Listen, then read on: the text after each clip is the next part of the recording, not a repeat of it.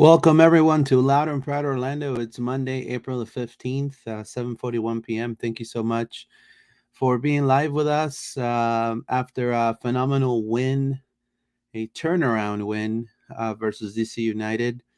Coming from 2 goals behind, the Lions were able to turn it around and secured the 2-3 win in Audi Field. So definitely it set the trajectory for improvement, right? And we're going to talk about all of that. And also, vous parlez français? Je un peu. Montreal is next, guys. So we'll talk about Montreal. So uh, we'll go ahead and dive into that in a little bit. Paula's with us and John as well. Paula, how are you? I'm doing awesome. I was gonna say the only sentence that I know in French, but it's just silent, so I'm not gonna say that. So I'm doing good. Oh, I was gonna say silence s'il vous plaît, but that's it. the, That's the only French thing that I know. But I'm doing good. Awesome, huge win on Saturday. I was kinda scared, I was like, but we managed the 3 points, and this is a good start for our future games. for sure. John, how are you, my friend? After a good win, I'm surprised by this we win. nailed it. I'm delighted and happy, and I was like still in the like last pod, Luis, and you were predicting, we're gonna win. I think you said like 2-1 or something. Yeah, 2-0, 2-0. I Two said 2-0. nil. So I didn't think we could score 3 goals. So that was that was great to see. No, I just like back to the 4-2-3-1, the double pivot, like we said, and just a lot of positives. Obviously still got some issues, but a big step in the right direction.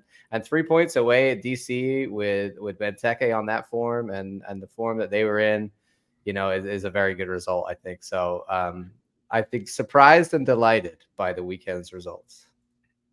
No, for sure. Definitely quite a statement the Lions made. We have to be very, but very happy about this win. We're gonna read some comments from the Gecko real quick. Anthony Solis, huge win. Joshua Tall, let's go about beating DC United. Also, let's go about Duncan getting the winner and Galessa making those key saves. Let's keep it up and beat Montreal. If we win and things go our way, we could move up near to the six. Stream Jesus, en mi opinión, el pulpo es una pija de portero. So that means that is a good keeper.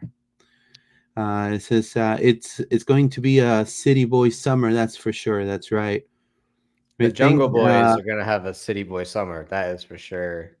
yeah. Today the title of the show today of the episode is Masterclass because I felt not a lot of people.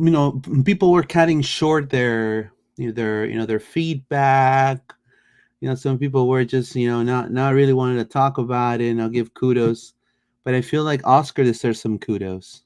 I think the way he planned the second half for the Lions, that's what I think everyone wants to see in Oscar, and he put the right pieces together, and it worked.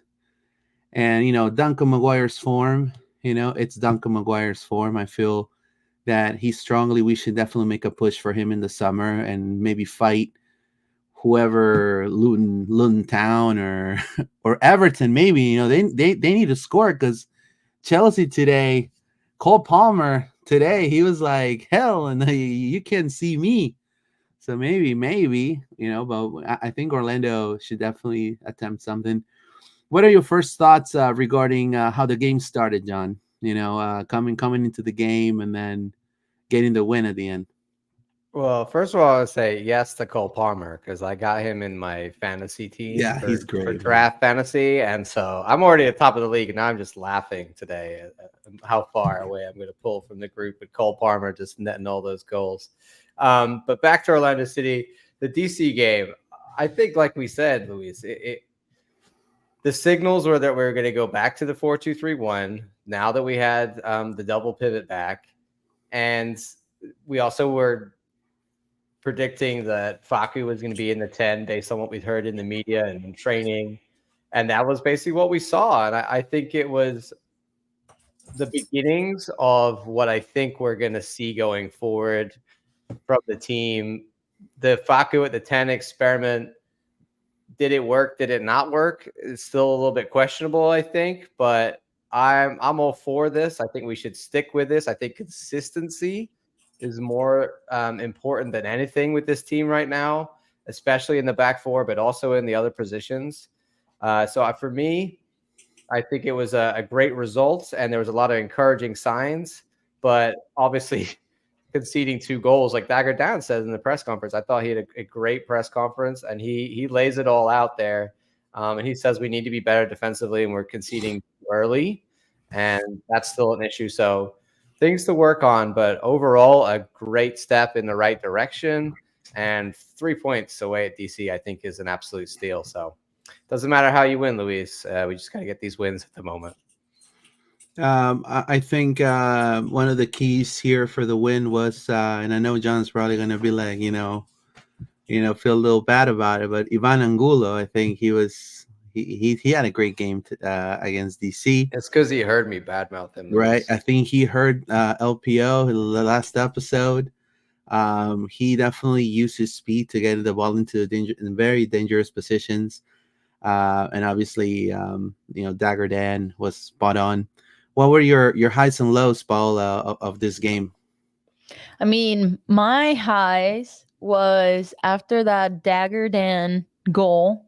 My hopes were back up, right? My downs was Luis Muriel. I'm gonna be honest. Luis Muriel missed big opportunities, and I thought that this was gonna be his game. I'm like, this is Luis Muriel's game. This is Facu's game. I mean, if you see that lineup, Ojeda, Facu, Angulo, they were working perfectly. But our forward, he was just missing in action. Like I thought that we were gonna do a payback for that Rooney goal a couple of years ago. I'm not gonna mention it again, but when he was solo and Bono was like 30 yards outside of his box, I'm like, this is it, just shoot it. No, he just waited until the last time, and it was painful because we're waiting a good performance from Muriel. I don't know if he's overthinking it, but at the same time, the boys did they overcome in the same game, because if we were not gonna, if they didn't have that hunger to win, we wouldn't win on Saturday, to be honest. But the subs came in at the right time, so kudos to Oscar Pareja, because that's something that we criticize about him, that he waits until the 80th minute to make subs and they don't do anything. In this case, they were a little bit much earlier. They were right on point. They did their work as assigned, and we got that win. So those are my highs and lows. Now, let's read some comments real quick. JCP's buenas noches, everyone. Duncan with a game winner, and San Pedro Galese with 2 key saves. I know, right? I just want to, tell, I want to call Erjan Kara back. He's, and just go like this. I'm just kidding. No. Stream Jesus, Jungle Boys. Joshua Tall also. How about that Brekala goal? No, that was amazing. The Slovenian king, right? I want to hear that chant in the stadium. The Brekalo. It's going to fire him up. I agree. Joshua Tall, I also think we should score first, but very glad about us making the comeback and getting the win. Speak on how hard Dag hit that with his head. The thrust behind that ball versus Stream Jesus. That's true. How do you feel about that Dagger Dan? Finally, he scores, John, and I think he's been the most consistent player for Orlando City, for sure. I mean, it's just Dagger doing Dagger things at this point for me. I expect it from him every week. I think that he said in the interview that they've been practicing him getting more up the field on that right side, like being the late runner on the far post. And he knew that Ivan was going to hit that ball across to him. And like it was a great bowl by Angulo. I think he nailed it. And Dagger was just like, okay, I'm going to attack the shit out of this ball. He jumped in the air and, a great finish. So for me, Dagger is definitely one of our most consistent players, but I think that he shows the most growth also, like from his time when he's arrived here and now, like even the beginning of this season during our not so great times, he's still growing, he's still improving, he's still showing what he can do. And this was another example of like he's been getting in dangerous positions a lot and now it's starting to pay off for him. So another great game for him, and he's becoming, I think, like a really top class right back in this league. And I think with the Brecalo goal, I think he also becomes part of the starting lineup, in my opinion. I think, and a lot of people get confused because they say, okay, well the subs did better. You have to put them as starters.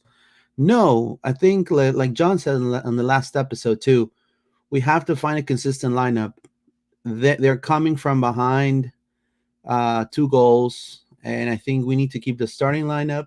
I think Kyle was spot on. I think Facu freed up. He looked much better, even though he didn't score. He looked much better than other games. It kind of like gave him a little bit of purpose, in my opinion. Playing back in his old position when he started in Peñarol. So maybe he felt that maybe they also practice this in practice. I don't know. What are your thoughts regarding Facu and the starting lineup, Paola, of Orlando City against DC? No, I think if he started consistency in that position, he's gonna be good, because that first goal, that Angulo assist, it started with Facu. Facu passes the ball to Angulo. Angulo break running into the pass to Dagger. So, and he was good, right? We're used to see Facu scoring more, but he's not gonna score a lot like last season because he's in the 10th position. So I think, like you said, Luis, that we need a consistent lineup, and we're gonna see improvement game through game through game. So I like what I saw from Facu. I didn't understand Ojeda's substitution, to be honest. I'm gonna ask you guys if it makes sense to you. But I thought that Ojeda was gonna stay and Muriel was gonna be out sooner than Ojeda.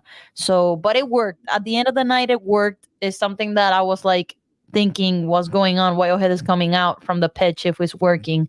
But I like Facu on the switching with Ojeda and Angulo, but he should stay on the 10 for the next game. I ask you the same question, John, regarding Facu Torres. You ask on your Twitter, I have the picture right here. Did the Facu 10 at the 10 experiment work tonight? I find, Luis, I feel he did. I think it did. I find that you're always on SofaScore and I'm always on FootMob, and I think between the two of them, you get a good idea of rating. So you can see FootMob's always a little bit more positive, I think, than SofaScore is. But yeah, he's getting over a 7 on both. Yeah, I think, like we talked about, and Paula said, that we need someone in that 10 position that's going to like connect the attack. And there was 2 or 3 chances where Muriel dropped deep and Facu ran ahead of him, or Ojeda, and Facu was doing that too. The creativity I think that he offers in the middle is he's more flexible, because he's not like on the right wing. He just cuts in on his left foot every time. When he's in the 10, he mentally, he thinks he can do more things, I guess. I don't know what the difference is to him, but he just seems to move in different directions from the center of the park. So that's good. And I think I agree with Paul. It's just time. I think that we got to stick to this being the plan and let him learn more about the position, let him work more with Muriel and grow into that 10 role, because right now we need somebody to do it. So if he's the guy, let's give him a chance and give him 3 or 4 games at it and really get, some time in that position and see how good he can be at it. And after that, if he's still not the guy, then maybe we think about plan B. But just 1 game, I don't think is fair to judge him on whether he can do it or not yet. And that's why I kind of posted this as like, what are everyone's opinion? And half the people are like yes, half the people are like no. So we're still jury's out on whether Facu can do the 10, right? We're debating. Let's read some comments real quick. It says speak on how hard. Okay, we read that. My low will be Muriel. I don't know if we were expecting too much from him, or he's not taking advantage of the opportunities he creates. We'll discuss in just a second that. Kyle Smith opinions. I'll explain that in just a second. Stream Jesus. I agree. I thought Muriel was going to come out and Ojeda stayed in. I agree on that too. So when it comes to Kyle Smith, I think there was one common denominator between Kyle Smith and Luis Muriel, and that is Herrera from DC. So when Muriel had the ball or attempted to have the ball, Herrera was always right there on him with Bartlett or McVeigh. They were sharing the duties of, Herrera had his best game against us, I think, the Guatemalan winger. And he was, in the first half, he was pretty good. I think he directed the attack of DC United through the right, and Kyle Smith had a tough time covering him. Eventually, after Orlando tied it, he kind of went down in momentum, and by that time we already had Rafa Santos in the game. And I think the timing of how Oscar placed the subs, I think is the first game that the timing for the subs is like utterly perfect, in my opinion. I mean, you're talking about you have a player so gung-ho like Herrera trying to destroy you on the right, and you change and you put Rafa Santos fresh. You have Klitsch and Hopkins kind of racing their level already, both of them with yellow cards. So DC was forced to drop one of them. Boom, you're gonna go and you're gonna put I was gonna say Mauricio Pereira. I was gonna Nico Lodeiro, right? And Nico Lodeiro, man, he came in as a sub. And if he's gonna do that every freaking game, I prefer him from right, the bench. Paula? So what are your 100%. thoughts? I mean, No, 100%. Like when I saw him, man, 2 assists in 20 minutes. What, 30? No, yeah, 20 minutes, less than 20 minutes. So I'm like, this is the Nico that we need from the bench. I'm not saying, and I shared the same thoughts with you, Luis, because people probably is gonna say, "Oh, these should be your starters." No, Nico is being like, I think is going to produce from the bench. He has fresh legs.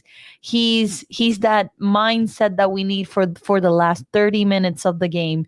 And we saw that on Saturday. I was like, this is the Nico that we need in the last 30 minutes, sorry. So I was hype. I would love to see Nico from the bench going on, not as a starter. I don't know if you share the same thing, but that's my opinion. I would love to see Nico from the bench. what about you, John? What do you think of what Paula said about Nico starting from the bench? I agree with her. I agree 100%. I think it's so true what you said, that like people are going to question, like, should we start Duncan? Should we start because they come on and score the goals? And I think also it comes back into what we're saying about Oscar and his subs. It all ties together, right? He knew that these guys would be tired the way they play by the end of the game. So what he does is he waits and he brings on the assets. He reads the space. I mean, that last goal from Duncan, they're playing a 3-back. They're all spread out, and Duncan goes straight up the middle of them. So that's tactical from Oscar. He's come on and said to Duncan, like, okay, you're just going to go straight in behind because they've got such a high line. They're going to be tired. You're going to run in the back. Like, Oscar planned some of this stuff. I know that we don't always want to give him the credit, but he is the manager. Like, so. And I think it's crazy that anybody says you shouldn't give him the credit for making the subs, because yes, that is exactly what you should give him the credit for. Who does the subs then? If it's not Oscar, exactly. Duncan, Jacqueline, right? And so I think holding guys like Nico is a much better strategy. I agree. And when we signed him, I was like, this guy is going to be a killer off the bench. Muriel has to start because he has to figure it out. He's our big time guy. Probably Duncan's going to go in the summer. So there's no point in putting all your eggs. Like, yes, Duncan's scoring goals, but he's scoring goals off the bench. We need to get Muriel firing. So you got to keep Muriel. There's also a certain amount of like rank and file here, I think, that comes into it. Like, I don't know about you, Luis, but I think Muriel is not prepared to be on a bench player. I think that he would be very upset if you were to bench him. And I think he's that kind of guy, big time guy out of Europe who would have a problem with being benched, I think. So there's for sure he'll upset the locker room. Like if he never scores in another 5-10 games, maybe at that point you're like, look, dude, you haven't scored at all. No, look, John. But right now, I think that's not the reaction, personally. Look, I feel yes, he might not like being benched, but if he and I'll say this straight up. Look, Orlando City right now got the first win. Each game after this, now they got to go to Montreal, and they got to beat Montreal. It's another must-win game. So there's tranquility in the waters, and there's little beautiful ripples and rainbows, right, with a fan base. And I'm sure they'll be able to do that. I think if he doesn't score against Montreal, which I feel it's superior competition in DC, you give him one home game, and if he doesn't score in that home game, then I'll say, at that point, dude, we got to do what's best for the team. Like at this point, yes, he might not like it, but he needs to, we're not going to, I don't think Oscar, neither the team, is going to jeopardize their season for one player. I mean, they didn't do it with Urgent Kara, and Urgent Kara scored. I agree. Urgent Kara scored, I think, 8 goals the season that was with us. So I would just say that, like right now, I think he's got an argument to say like the team hasn't been playing that well. I still need to I don't know what I mean. Sure. I think there's a bit more license we give him. But on his performance, I do want to say I was disappointed. I feel like he kind of went backwards in this game. I mean, if we're looking at XG on target, 0.00. If we're talking about successful dribbles, and this is the one that really I noticed the most, 2 out of 6. He lost the ball, I think, 3 times dribbling up the field. That wasn't great to see. I think that there are some encouraging signs from Muriel. Like he missed that absolute sitter of a chance that he should have scored. Like the number 9 being paid that much money, you should score that. I'm sorry, but there's no Duncan would score that. That's the argument there. Duncan did score that at the end of the game, right? So for me, I think they got to give him more time, but the signs in this game were not encouraging. It felt like we went a step backwards with him, but I would say that the connectivity with the other attacking mids, like Paulo was saying, was there, but he wasn't firing. So if we get him firing and the attacking mids going,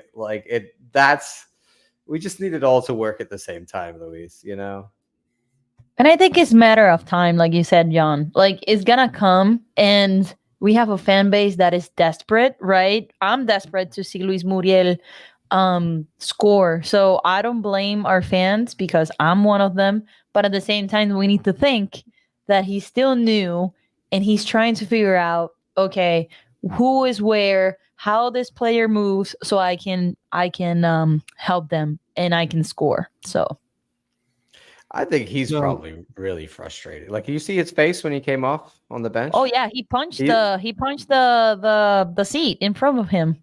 Like, he looks pissed. He smiles all the time, but he looked pissed then. So it was funny. Hopefully he's mad at himself for that missing that sitter. Hopefully John is a turn of events. Hopefully it's a turn of events, and I think if he just gets one, Luis, it could all go right. Yeah, it's gonna unleash him. Yeah, he needs to talk to. He needs to talk to Dagger, to Facu, to the wings, and to Brecaro too. Hey, let's get sometimes whatever they do in practice may be working, but when it's put on paper, you also have the rival team that also plays the game, right? So you have to, out of taking a rabbit out of a hat, you need to replan the whole entire game, which I think this is what happened here after the DC goal. they had a plan to do with DC. When DC scored the first one, they had to replan everything. Right, John?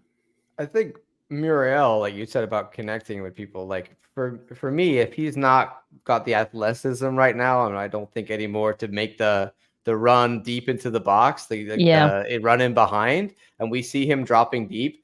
The phase of play is like he drops deep, and then this game it was happening. He was playing a ball out to the wingers or to Facu in front of him. They were running with the ball up the field. Then they get out to the wing position high up the field. He just needs to be on the edge of the box, and they just got to find him again on the edge of the box, and he could shoot from the edge of the box. Like it's not that complicated. It needs to just be he's in the box, find him, and then let him have a shot on goal. I think right now what's happening is he's getting the ball on the outside of the box, and he's trying to dribble into a position where he can shoot, and he's not got the dribbling. I think he's a step too slow or something. Jeffrey O says he needs to cut the carbs. I don't know. I'm not going to judge a man on his weight because, I'm not the skinniest dude either, but I would agree that I'm a little disappointed in the, I would say the flat-footedness is how I would describe it. He's just a little bit, he's not quite as, fast as I would like. I know that Dagger and Barcalo shoot him a couple of passes from the wing and from the center back, and they were beautiful, but he lost the ball. Like Bono was right there. Bono read the play, and if he was like right there at the right moment, that he's not. He's like a couple of feet away or a couple of steps away. And I think he's not. I think he's dropping a lot to help defend, and not sticking to be like, hey, you're the striker. Make sure that you're in the right position to score. So that's something that I observe. I don't know if you noticed, but Regalo and Dagger made a couple of long passes to him, and he couldn't get it. Yeah, I mean, I feel it's just him coming from Italy. He thought MLS was going to be a walk in the park. And he realized, I think, like every other player that we see coming into the MLS, that you have to understand. Muriel, it's not a Zlatan. He's not a Carlos Vela. He's not a elite player. He's always been a supporting role player. He was great one season in Atalanta or 2 seasons. And then he was a role player. I would say Papu Gomez was probably the best at that time. But, he's coming to the MLS. He probably thought it was, hey, kids play. And it's actually very physically demanding. So he needs to do what's best, and he needs to get in shape right away if needed be. But, I think was, Luis, considering him like he was a Colombian player. But if you consider him more as a Serie A player, and then you look at the history of Serie A players in MLS, it's not there's not many that have done well, like as Giovinco. I consider more Serie A. You look at the current, Toronto guys that are doing a little better this year, but had 2 stinker every year. So maybe Serie A is just it's not physical enough, and then coming to MLS, it's so physical. It's just a massive difference, and he's struggling with that. His tenure in the Colombian national team was really a short span. It was only that span that he was scoring goals in Atalanta with Duvan Zapata, which is another Colombian guy. That's the only time that he was called up for the national team. After that, he was non-existent. He was never called up. So I don't really consider that time frame relevant. I care more about Serie A. He's a Serie A player, in my opinion. So I think he needs a little time. That's why I say, and again, that's up to Oscar, but he needs to get. I know people are going to get very frustrated with him, but with him, it's a little different because you guys are not going to get. I'm telling you guys right now, you guys are not going to get rid of him like you did with Cara. he has he's not urgent Cara, guys. I think also Oscar has a certain amount of like, I can make this work. So he's not going to give up on Luis. And I think that I believe he will come good. I just concerned It's- about how long it's It's just the taking. timing is not. I mean, Yeah. Mhm. I think everyone expected Orlando to be in a different position at the moment, that we can maybe take that luxury of the gelling part. But right now, we're not really. We can be gelling right now. I mean, come the summer, if Right. Duncan's gone and Duncan's the only one who's scoring goals, Yeah, he from the needs to. striker position, then that's a problem. And then, honestly, at that point, then it's like, okay, Jack Lynn, step up, buddy, because I'm. The other thing I would say is I believe that he did look better. Like we talked about this connecting, and I think that the way that he was dropping so deep and playing those balls forward to Angulo and Ojeda, I think that's really encouraging. And I believe that if he becomes an assist merchant in that way, then I'll forgive his lack of goals. But right now, he's not contributing much, and that's a shame. People say Advil Albury. I thought he was gluing this year. Yeah, Louise, we're gluing. What's up, everyone? Great win for the Cardiac Cats. Let's keep the momentum going. That's right. Nico had a great game as well. I completely agree. So let's dive into the first goal for DC. A lot of people are still, even though El Pulpo was our, like, how do I call him? Second captain? Maybe he's like an icon for the team, I guess you may want to call him. He's a main feature of the team. He's been here right. for a long So, time. Big part of the club. Obviously, he had 2 massive saves in this game that could have turned the whole thing for Orlando. But then he also had this. So a lot of people are. Do you feel like it's harsh what they're saying about Galese, or do you think they're right, John? I want Paulo's opinion. No, I was gonna say they're being hard on Pedro Galese because we have seen him do this a couple of times in prior games, and he caught the ball, like he catches the ball. But in this case, he got a basketball strategic here. The DC United guy, like he was like blocking him, so Benteke, the point guard, is gonna score a goal. So, I mean, Galese was looking for the foul. He didn't have the foul, unfortunately, and unfortunately, Benteke doing Benteke things, like he scored. So, I don't blame 100% on Galese because we have seen him done this a couple of times of catching the ball. I don't know if he noticed that Benteke was there or not. That's a question for him and get his perspective. But I won't blame the guy 100%. Like he got blocked there by a DC player. I don't know what you think, John. It's funny because I didn't see this angle too much, so I saw a lot of him just backing into Bergalo, which like now from this angle you see more of like the guy is kind of in between. But I think also the ref can't see any of this, so he's putting a lot of faith in the ref giving him the call. And I think that's the thing. He kind of backs into it and like he feels the contact and then he goes down because he's like, oh, I'm going to get the call.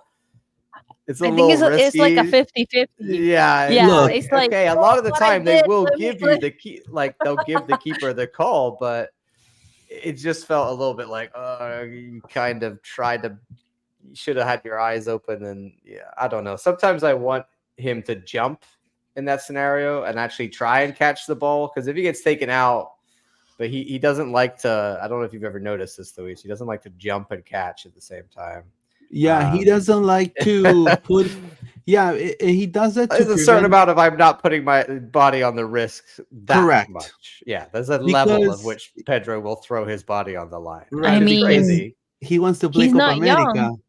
Right, exactly. And I think this was that scenario of like, I can't reach that and I felt contact, so I'm going to go down. But I think the ref was like, you went down hitting your own player because he maybe didn't see this or whatever, but he wasn't going to give it. And as you see there, Benteke leaps like a gigantic salmon. Michael Jordan.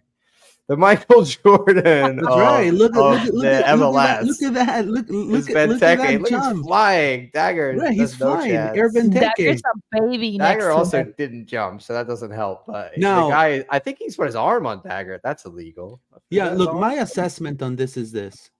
Anyway, all the 3 Orlando City players with a lavender jersey were afraid of tackling or doing any move that will cost a penalty.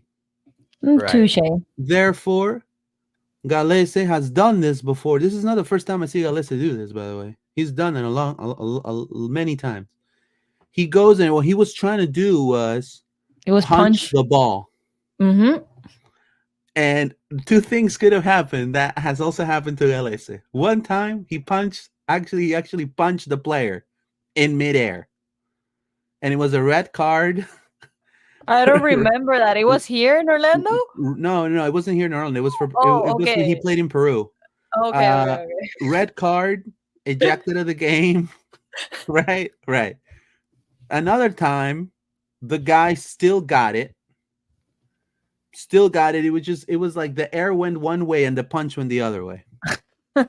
Right? So in my opinion, based on the quality of Benteke and the fact that 3 players couldn't really do anything because they were afraid of costing the team a penalty, and they thought, hey, Pedro has it, but then he didn't count that there was a DC player right in the middle. I think it was just an error on all 4 of them in a way. It just it was like a 50-50 kind of situation, not 100%. But also, I think Paul is right. And also, you have to give Benteke it. the quality. I mean, that's a quality play for first Can you replay? Can you go back, rewind it a little bit, because I want to see the DC player and see if he's blocking him or not. Now you have to understand, Klitsch played for Leeds United. Oh, the man knows how to block someone. Oh, there you go. Yeah, there you go. Klitsch played for Leeds United. So, look, right there. There you go. Look, elbow and everything. Look at the they're elbow. all 3. Right now, why the 3 lavender shirts don't jump? Luis, you paused that so casually at the perfect time there. Sorry, I just had to say that. Yeah, look at it that. was rehearsed. That was very cool. Yeah, nobody jumps. They think because Pedro is going to get it. Right. Also, daggers. Everyone's watching the ball, which is fine, but you got to be watching Benteke, if anything. Mm-hmm. But look at Jansen. Jansen could have, I don't know, keep going. Jansen is not. Jansen is not being helpful there. Look, Dagger could have done a Caesar kick in midair and get the ball out, but he didn't want to do it because he didn't want to get Benteke's head and chop his head off, and then it's a penalty. Is there an argument here to say Pedro shouldn't have come that far out to try to get that? Maybe. Yeah, but he does that all the time. I mean, he does it all the time. That's why I was like, it's just a lot of things went wrong. Look, so Pedro in midair.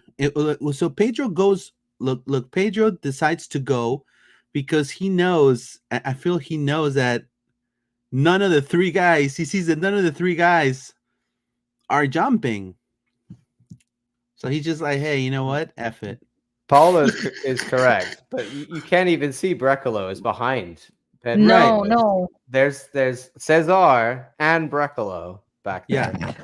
And now Brecalo just appears out of the back. So that's the guy that Pedro ran into. Right.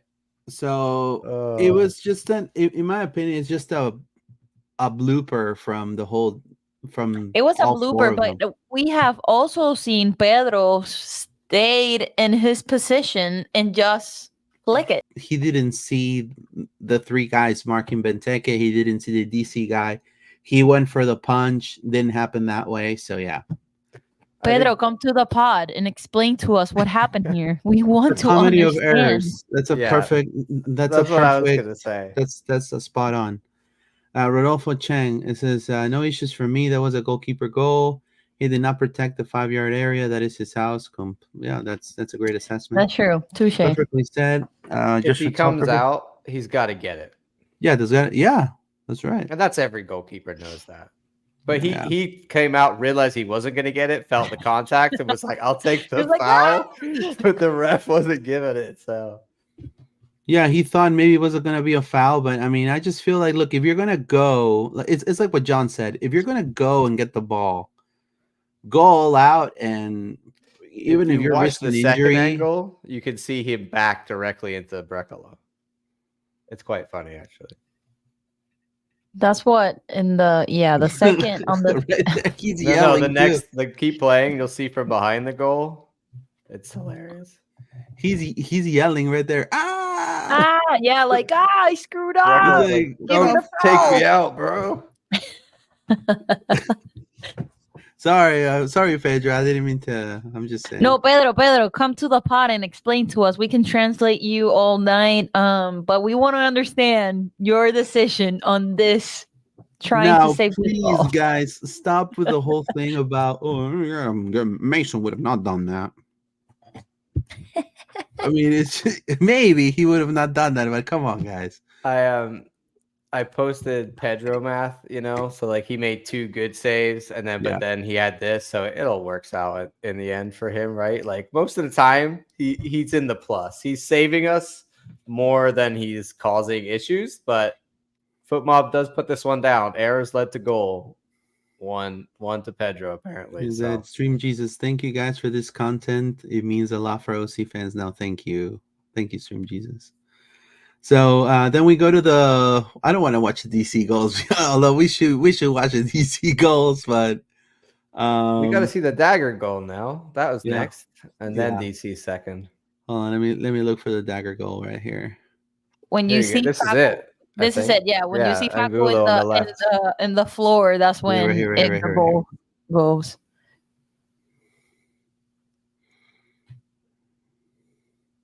I'm excited to watch King Brecalo's goal again.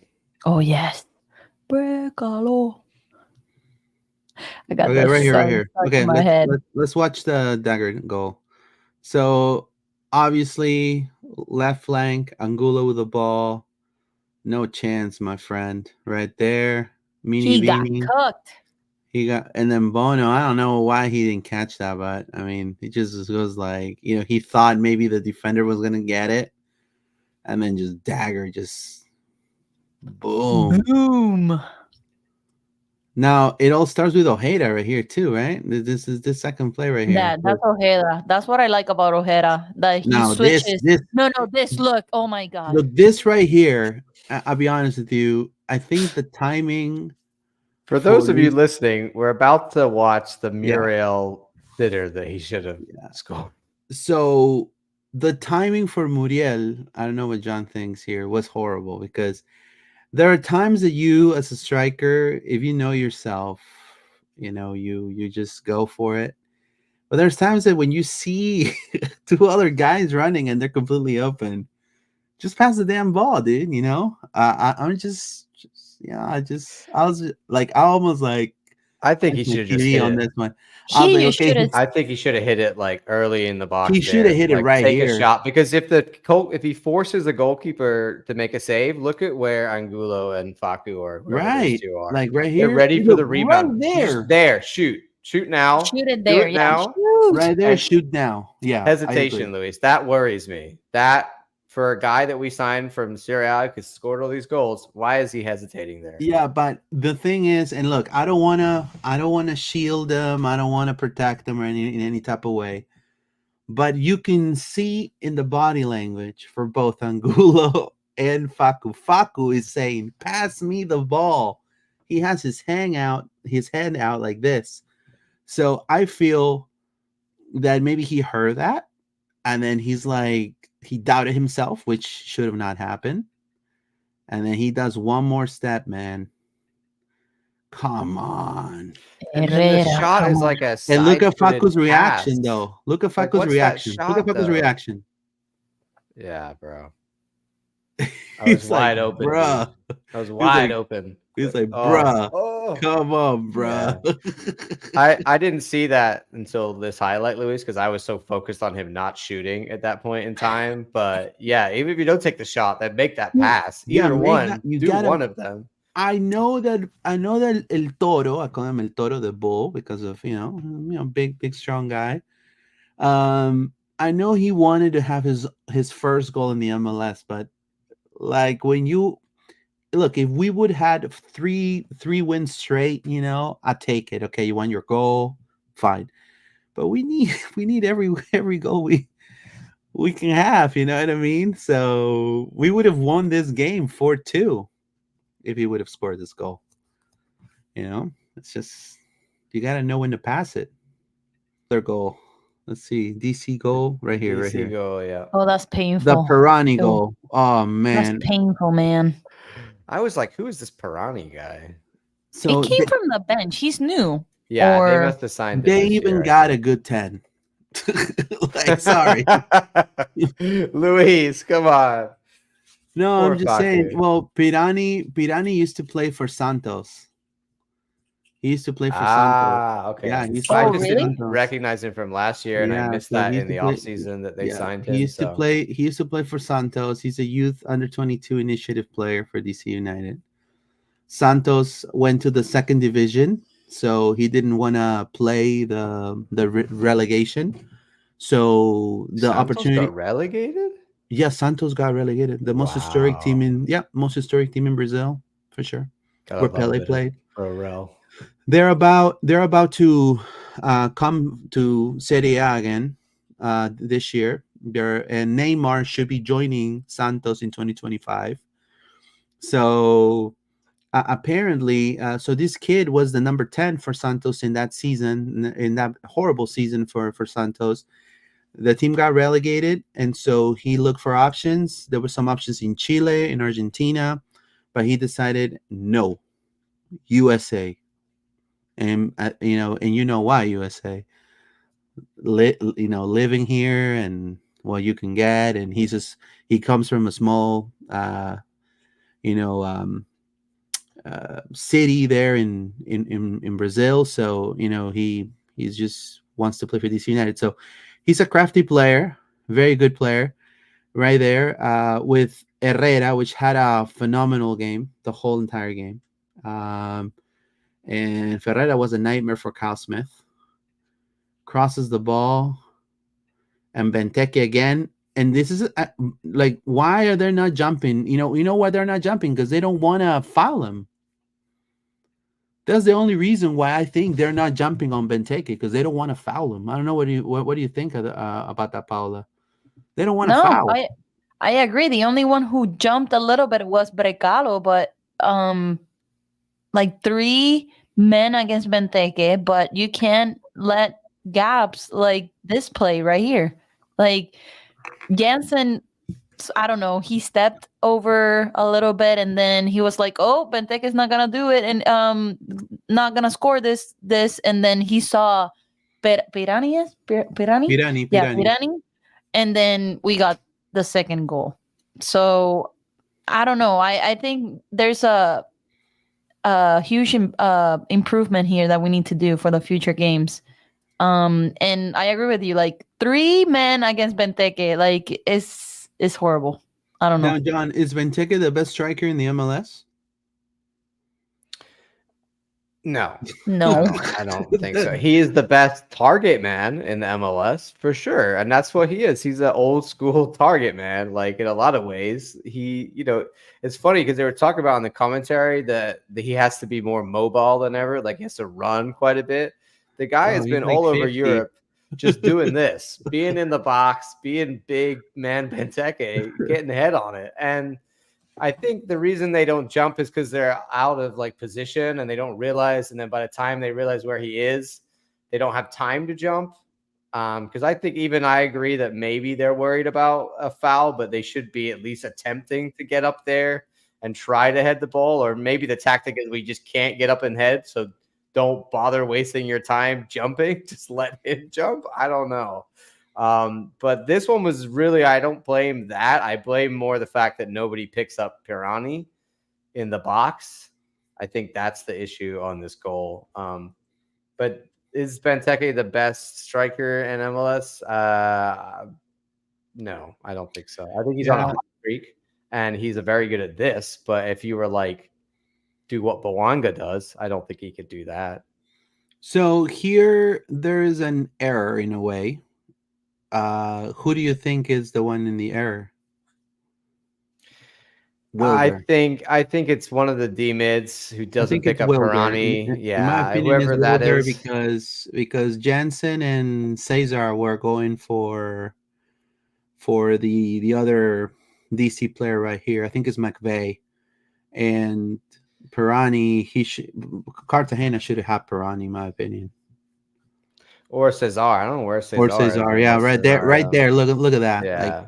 He's like close. He's just not close Cesar, enough. just kick the ball. But obviously, if he kicks it, then he's gonna come with contact when he shoots the ball, and the ball's not gonna go in. But then the Brazilian, he's gonna roll on the floor, calling a penalty. Remind me, is this a corner kick or no? It's a pass, right? This play. No, Yeah, it it's is a pass. it is yeah, it is a It pass is a pass? from Herrera. From Herrera. Okay, Yeah. because I So was gonna it's a say pass. White Wilder It's is up. it's a cross from Herrera to Benteke, and then Benteke to Pirani. Yeah, I mean, I think it's a lot of people not being in position fast enough. Correct. There's a certain Yeah. amount of like confusion and who's picking up which man, and that's okay on like the first phase of the play where he's getting out to the box and the cross comes in. It just all happens so quickly, and then not getting situated fast enough and picking up their guy fast enough. But we're talking about like they're a step or two away from where they should be. And it's a good finish, and it's a good head by Benteke to find him. Look at Wilder reaction, Yeah.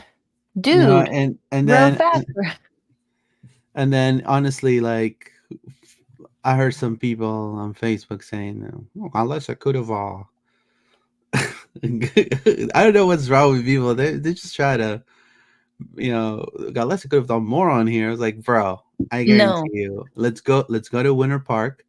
Let's go to one of those empty fields. We'll put 2 rocks right there as a goal. Let me shoot the ball close range to you. See if you catch it. It's impossible. There's no way. I mean, it's a rocket, dude. It's physics. Yeah, he blasts that in the back. Yeah, he blasts that, dude. There's no way. But that's their whole game plan. We said about the wings being an issue. So also, should we make? It was not Herrera. Well, either way, there's a 2v1, and Kyle lets the cross come in. Then we don't.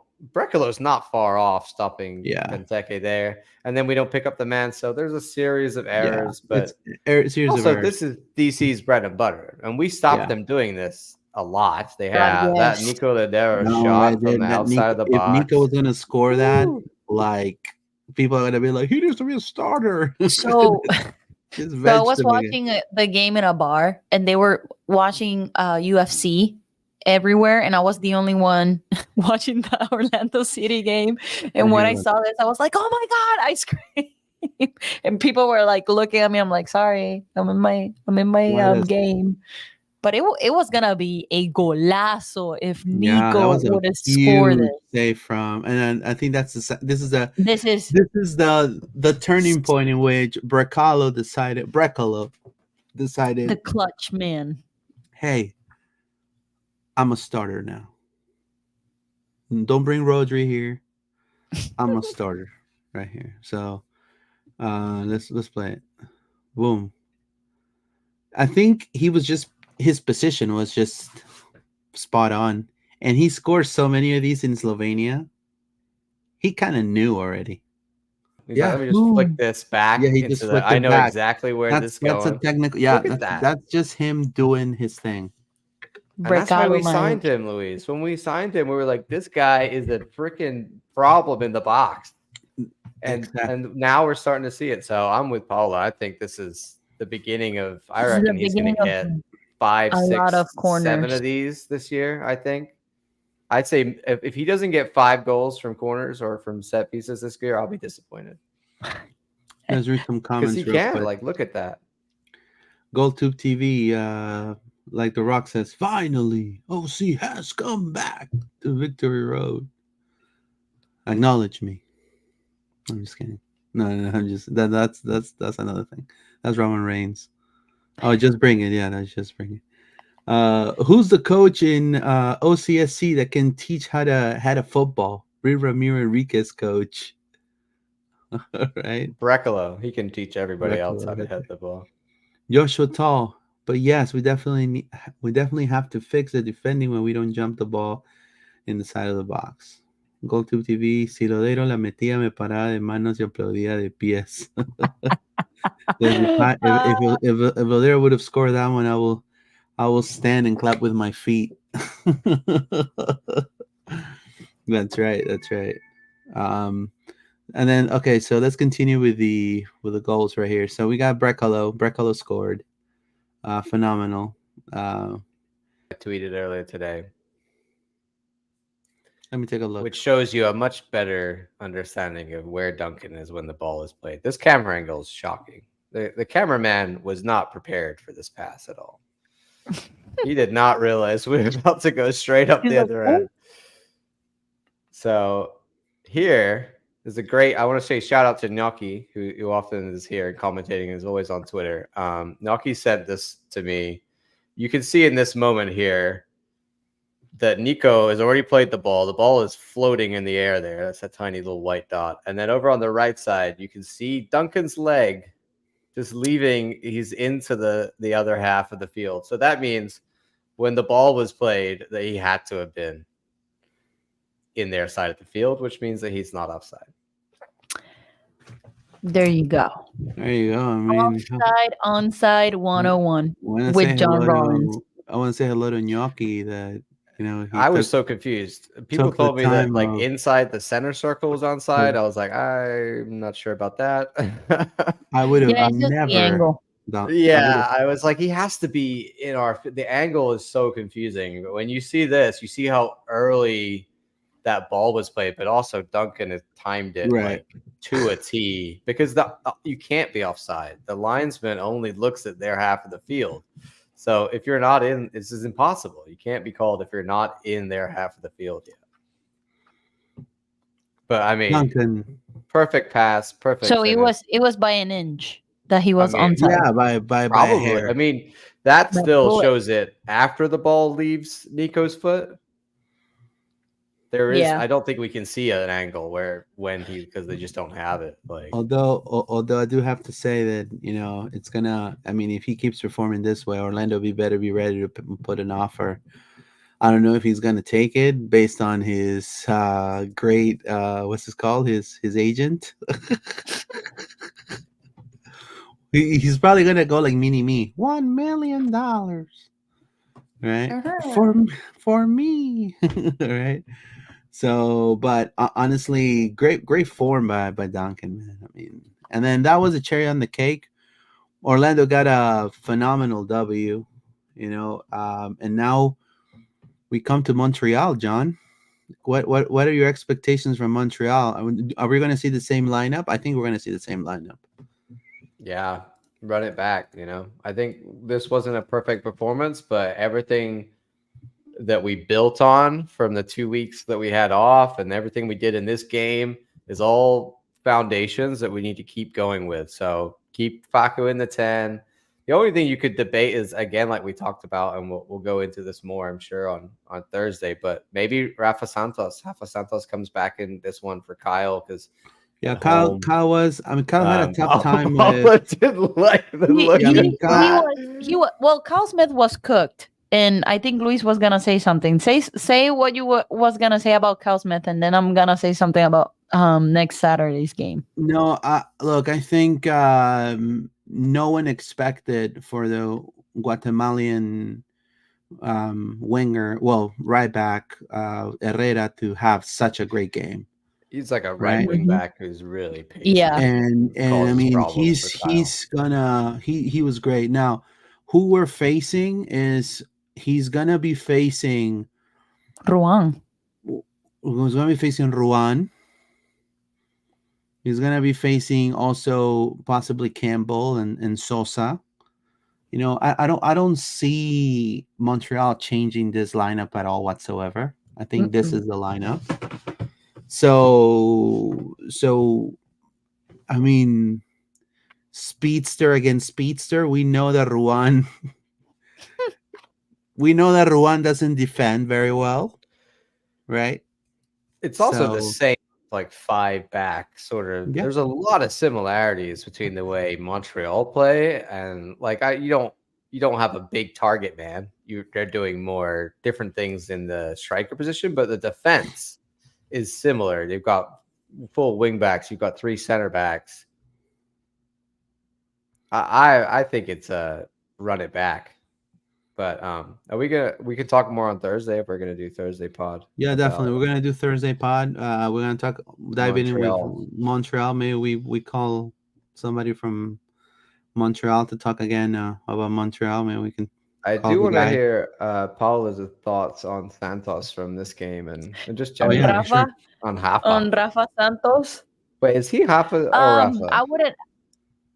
Is he Oh, Rafa? Rafa, yeah, you said it right. I don't know. No. It's Rafa. You said it right. I got a little bit of delay. So my thoughts of starting Kyle versus Rafa. I'd rather have Rafa. No, not Rafa. Kyle on this game because we know that Ruang is fast, right? So Rafa leaves some spaces that he shouldn't be leaving those spaces in that area. That Kyle can be that defensive mindset, like let me hold the line here and not go all the way back down to be the offensive mindset. So I will stick with Kyle on this one. I don't know if you agree because of just that flank with Ruan.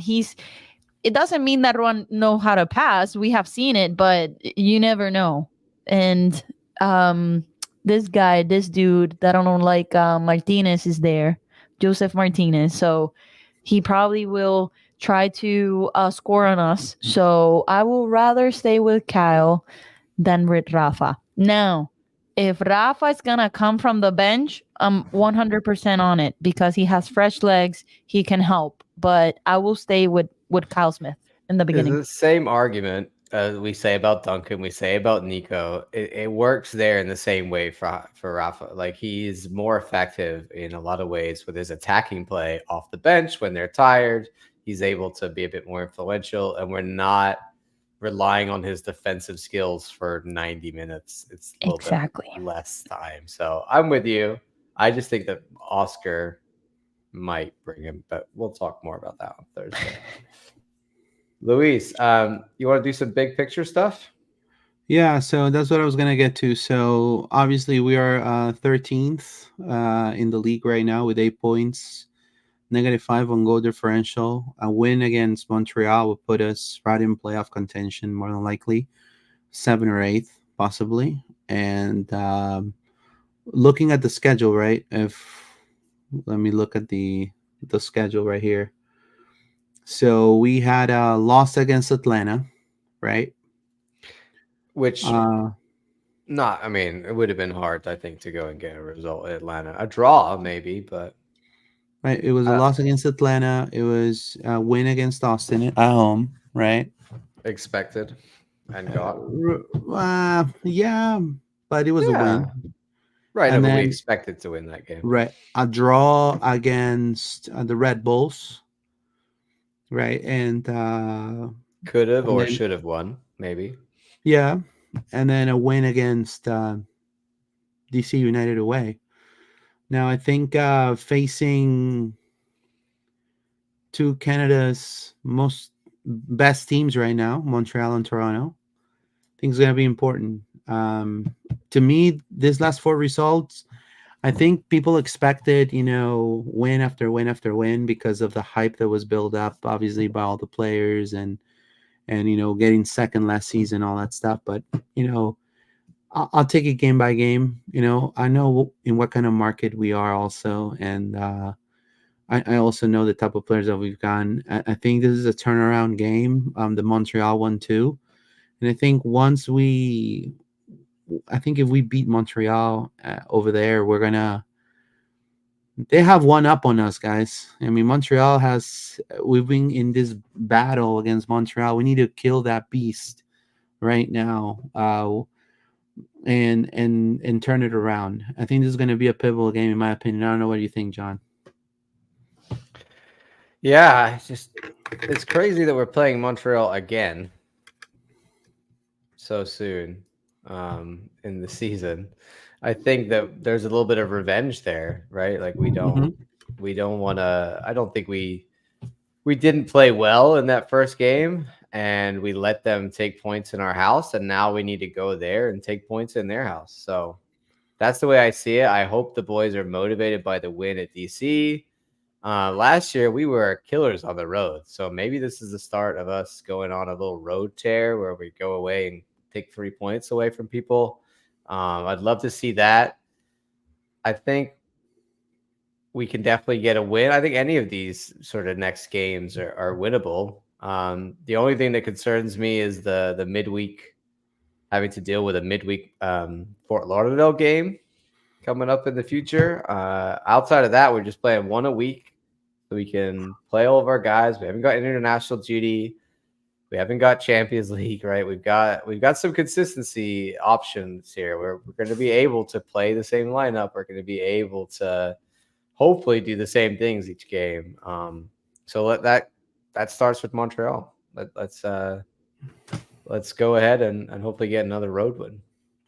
Yeah, we need to get another road win, and then I mean, look, if Orlando goes, 9 points out of the next 3 games, that will turn the whole season around for Orlando City.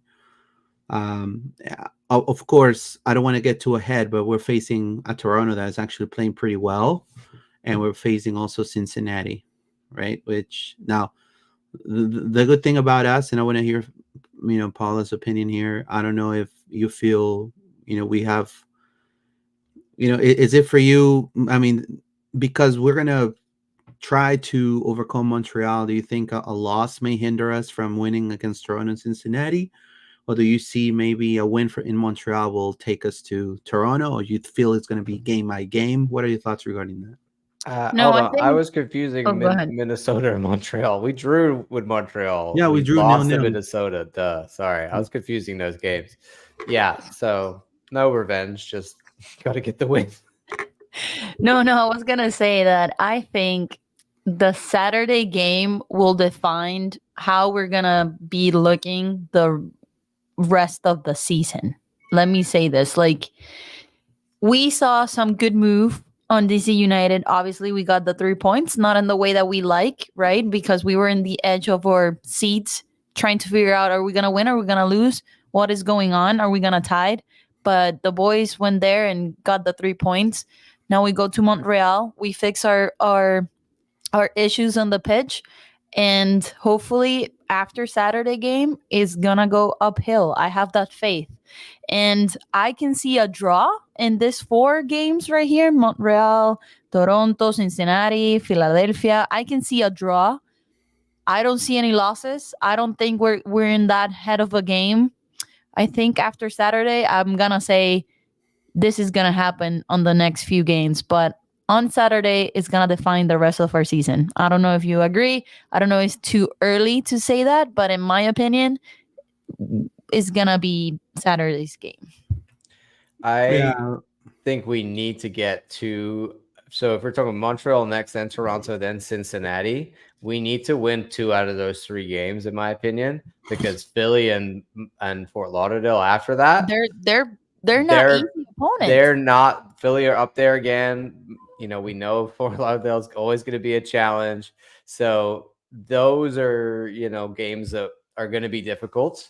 These next 3 games, obviously, Cincy is still a very good team. So are Toronto, so are Montreal. But we need to pick up some points now while we can in these 3 games, while we've got a bit of a momentum. Because I think when we get to that next period of Philly, Miami, it's going to be a struggle with how close those games are and how good those teams are. We're going to have to rotate. We're not going to have a choice.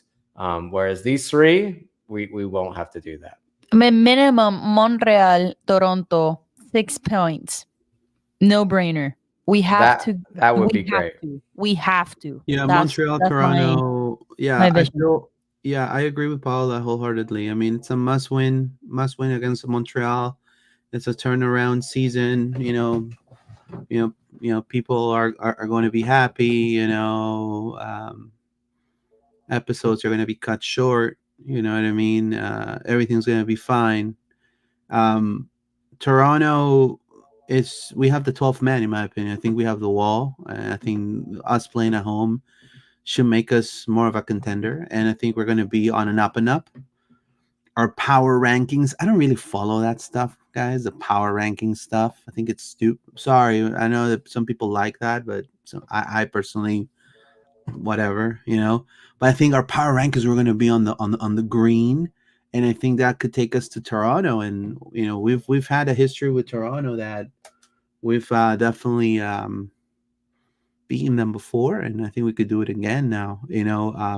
I agree with John and I agree with Paula in the sense that we need to get this 9 points coming up.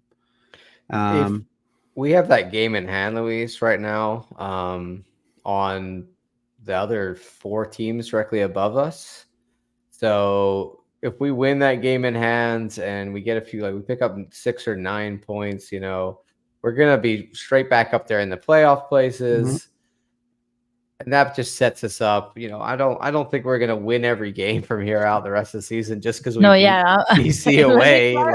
Let me clarify that. Yeah, no.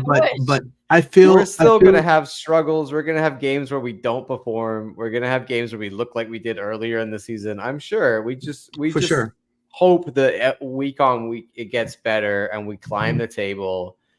It's a long season, and if we're going for the supporter shield, then yeah, we got a lot of work to do. But if we're gonna go for just getting into playoffs and being hot at the end of the year to compete in MLS Cup, then let's work out the kinks now and look good at the end of the year like we did last year. And in that case, a win, a draw, a loss, I want to get some wins to get up into the playoff positions. But it might be a slower rise than we hope, is what I'm saying, I guess. It's going to be one step forward, one step back sometimes. And I think that we don't want to always lose our shit every time we lose. And we just we cannot be passive aggressive. We just got to stick to, a little bit of faith, right? That's being a soccer fan is you got to have a certain amount of faith in Oscar and the boys and what we're doing. And if you lose your crap every time we lose a game, right, you're gonna have a very hard time at being a soccer fan. I got to say that right now, because there's a lot of games, and you're gonna have ones where we don't perform. You just hope that most of the time you see a game like we did against DC, where we come back. Comebacks give me faith. That gives me hope for the future. Also, I don't know if all the things, we are our own club. You can't compare our form and our players to like Liverpool or like Manchester United or Chelsea or Barcelona. Like you're talking about the 2 different levels of football. And so I don't know. I mean, do you feel, Paula, that, I'm going to tell you what I think, and then you tell me what you think. Look, I feel Montreal is a turnaround game for sure.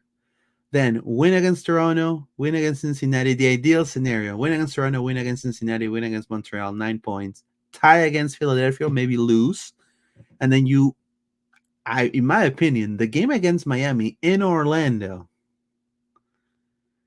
has to be our statement game. I mean, I would almost say you might rotate at Philly just so you can play your top team. That's what I was thinking. There's a certain amount of cathartic revenge needed here, Luis. Like the boys will still be remembering what happened. Correct. And they will be up for it, and they need to kind of get a little bit of their respect back, if they're, you know what I mean on that one. Go ahead, Paula. You were gonna say? No, I agree. Like you said, like in Philadelphia, like let's put a little bit of rotation, and then Inter Miami is, for me, that's an important game. It's like going against Atlanta. I was so frustrated that we lost in Atlanta, because that's, for me, that's one of the biggest rivals. Like it existed before Miami, and for me, the OG rivals is Atlanta for life. And then now Miami, that they think they are the Barcelona of the MLS, is a must win. After that, I don't want to remember the result because it was so frustrating. But we need. Come on, I know we lost. Oh, Jesus. We lost. So we need to. I will say 10 points out of those 4 games, right? I'm being hopeful for 1 point against Philadelphia, right? Not a loss. If we lose, we lose. I'm not gonna be mad. But let's focus on Inter Miami, and it's a must win. And it's a Yeah. middle of the week game. So just saying that if I go there, I work the next day, You want to hear? it needs to be at 3 points. You want to hear something stupid I did? What? I've What? got my parents coming over from England to come visit me. Guess what exact time and day they're landing? Don't tell me. May 15th. It's May 7:30 15 at p.m. 7:30 p.m. Wait, Oh, you if guys anyone could wants to go- pick up my parents for the airport, let me know. You can No, I gotta go get them. you can It's drive just up straight timing. to it's drive up straight to Interco Stadium, man. I'm gonna be like, please be delayed. Please that plane be delayed. Just land at like 10 o'clock or something, so I could go to the game. Wow. No, but I think that Orlando City Inter game is number one. I think traffic is going to be horrible. There's definitely going to be some fights for sure. Oh look, we have two Paulas. I was gonna say Paula is That's so is weird. frozen. Look at that. Frozen Look at Paula. that. Wow. She's in time. There you She's go. a time traveler. I don't know. I'm getting a bad lag into the pod. I don't know why. I'm like, let me close this and open a new browser. I don't know what was going on. No, I just think that it's gonna be the statement game. It's gonna be a big game for Oscar too. That's why we need to win these games before then, because we need to be looking It's hot gonna and be on like a a high final. going into that, or it's gonna, Yes, for sure. I don't want to see what happens. No, they could take an Uber. JC Beast, I would never live it down. Steph would never talk to me again if I got my parents an Uber from the This is airport. Cartagena getting the first red against Miami. I can put money on it. No, don't say that, man. No, we gotta have 11 man. That's what they're gonna do. That's what they did in Miami. Can't afford a red card. EHSUF 09131. Thank you so much. Yes, Luis, don't crucify Orlando City for the sins of your other clubs. That's right. Christopher Bragdon, 2 wins and a tie. That I'm all in for that. I'm all in for that. I think that'll be the best scenario possible for Orlando City. Gnocchi says Joseph said after Montreal, they with a smirk are preparing for Orlando. There you go. Joseph. I hate him. Oh, Joseph. You guys hate him? I would have loved him to come over here. Would have been such a slap in Inter Miami's face. No. I think he's washed But up. he's a prima donna. I mean, I think he's done. Yeah, he's a prima donna. I don't hate him. I don't like him. Let me use that word better than hate. I don't Leo hate Campana anybody. would It's have been just great I in don't purple. like the dude. There's not many players I'd be like, Ooh. don't sign this guy, but he would be on that list. Leo Campana would have been great in purple, in my opinion. Where do I sign Leo Campana? I like Leo Campana. Gone, stayed at the Holiday Inn right there by the stadium, right by all, they fix cars and stuff there. It's an industrial area. I would have been like, hey, bro, come to Orlando. We get you some money. You'll be a starter. Well, I think he's not utilized well in Miami, but there's these changes coming up with the MLS rules. So in the summer, maybe we'll liquidate some assets and have some money to spend, and maybe be able to move some things around with the new changes. In the middle of the season, John. In the middle of the season, you love to see. I'm sure Miami are going to bring like 5 players in the middle. Of the Luka season. Modric. I'm pretty sure they just brought that rule in so that they could pay off some debts and get rid of, like, they didn't get all the money they got from some sales, so they need this rule to make it even. I mean, yeah, I'm probably a little bit, tin hat foil guy on that one. Conspiracy theory, the flat earth. But history has shown us that these guys are sneaky. So yeah. Well, I we'll want to also tell you guys we've been live on Instagram. I want to say hello to Palmera Fotografía, Aguante Orlando, saludos de Uruguay Peñarol. Thank you so much. Muchas gracias.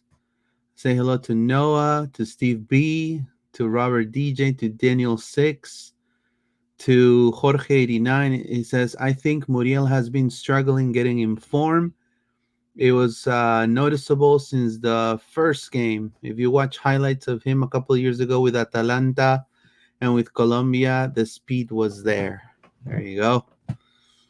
Yeah, he's not in the best shape. Thank you to Kim Scott, to Belan ORL, Joel Reyes. Thank you to everybody watching us on Instagram, on YouTube. Let's read some comments. It says Cartagena getting first red against Miami. I can put my money on it. We are 38 people live so far, 14 on YouTube and 25 on X. Thank you so much for watching us on X. Anything else you want to add, John, before we close? As long as you want to do the game, or we just Nah, we're good. we're postponing these games, guys. Yo, I mean, they're good for. I mean, they're nice, fun time killers. But we done an hour and a half. That's plenty of time. I love that everybody. It was could just listen funny to how us. you said nah. I love that people could listen to us for an hour and a half. I think that's awesome. I think that's thank you so much if you're still listening and follow along with us and are here and listen every week and like and follow and all that support. And it's we got some really nice messages this week, Luis, from different fans, just telling us how much they enjoy the content and the pod, and that really means a lot to us. It does. We do this for you guys, and we appreciate it. So thank you for your feedback. That's all I have. Yeah, I wanna add Pride Pot tomorrow. That's I was gonna say that Pride Pot tomorrow. I want to add also thank you so much to everybody that always gives us great feedback and watches the show and likes all of our social media post, and thank you for all your support that you guys provide, not only Paola, John, and also myself. We just try to do the best we can here, so and make an impact here, a positive impact here for the City Beautiful. So appreciate that. Paola, anything else you want to add before I get this lag again? No, don't forget to subscribe to our channel, Loud and Proud. Thank you so much for listening. Tiro de Esquina podcast. I need to record a new episode. I promise we will record this week. And just follow us, Tiro de Esquina podcast, in YouTube, Instagram, Twitter, you name it. We're there. So thank you to you guys for listening to our shenanigans. Well, I want to tell everybody the audio form is going to be on Apple Podcasts and Spotify right after this episode. We're also available on X at LPO_podcast, on Instagram, on Facebook, and YouTube as LPO_podcast. Thank you so much for watching us today, and we'll see you guys Thursday. And vamos Orlando, right, guys? Vamos Orlando. Vamos Orlando. Take care.